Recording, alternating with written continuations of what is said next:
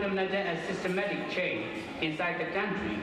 Despite the release of some political prisoners in order to mainly get the sanctions on Burma lifted, there are still many political prisoners, including Hmong political prisoners like Yakha and Nanchin Pakan in Burma notorious jail.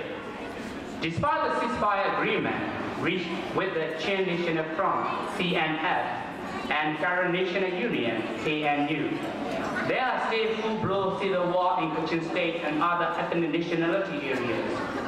As a result, it is extremely essential to build and strengthen national unity in our Hmong, no matter where we are in the world. In Hmong land and overseas, in order to preserve our national identity and work toward our national sovereignty and the right to self-determination, it is also equally critical to build unity among our Hmong political organizations, particularly between the Hmong National Democratic Front (MNDF) and the All Hmong Region Democratic Party (AMRDP). Encouragingly, Hmong are now closely united than ever under the national umbrella Organization of Hmong Affairs Union (MAU). Recently, under the sponsorship of MAU, the 6th Hmong National Conference was successfully held on Time Burma border from 18 January to 20 January.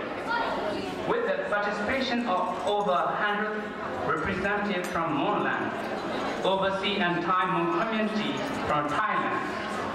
In that conference, it was agreed to upgrade MAU as a Hmong national parliament to show that Hmong are capable and ready to run their own state and govern their own people. Finally, on this occasion of the 65th anniversary of Hmong National Day, we eagerly urge: 1. All Hmong for rock-solid unity and active participation in our movement. 2. United Nationality Federal Council (UNFC) to stand together unitedly for the case of ethnic nationality, democracy, and genuine federal union in Burma. 3. Thanks a government for genuine national reconciliation with nationwide ceasefire and tangled time frame for tripartite dialogue. Ladies and gentlemen, thank you so much for your attention. Have a good evening. Thank you.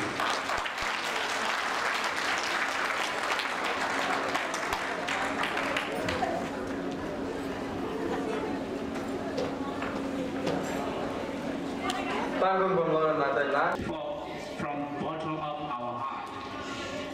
Now, ladies and gentlemen, boys and girls, distinguished guests, now time for me to read the statement. The joint statement on the 65th Hmong National Day, February 8, 2012. Today, we the Hmong people around the world stand proudly together once again to celebrate 65th anniversary of Hmong National Day. The Hmong National Day is celebrated annually on the first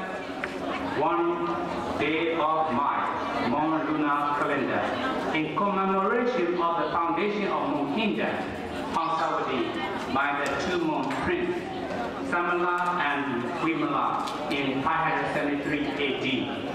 It is celebrated with the aim of inspiring the national spirit, strengthening national unity, safeguarding our identity and national heritage. On this glorious day, we salute Hmong national flag and Hmong patriots who have sacrificed and dedicated their lives in the past, those who continue to do so for the Hmong national case. The Hmong Kingdom, Hansawadi, was unfortunately occupied and ransacked by the Burma King, Alampia, in 1757 AD. Since then, the Hmong lost their sovereignty and became... Tonight, Senator Julie Owens could not make it, but she has sent a letter instead, and I will read it out on her behalf. Best wishes for the 65th Hmong National Day. It is with great pleasure that I extend my best wishes to everyone celebrating the 65th Mon National Day. Over the past year, we have seen uprisings from people across the world who aspire for the universal freedoms that we are lucky enough to take for granted in Australia.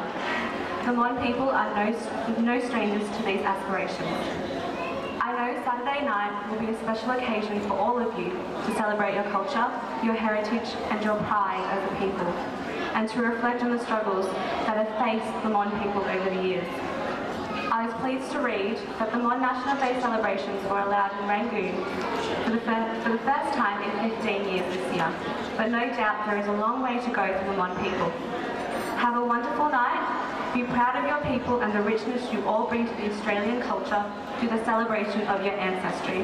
With kind regards, Julie Owen, Federal Member for Parliament.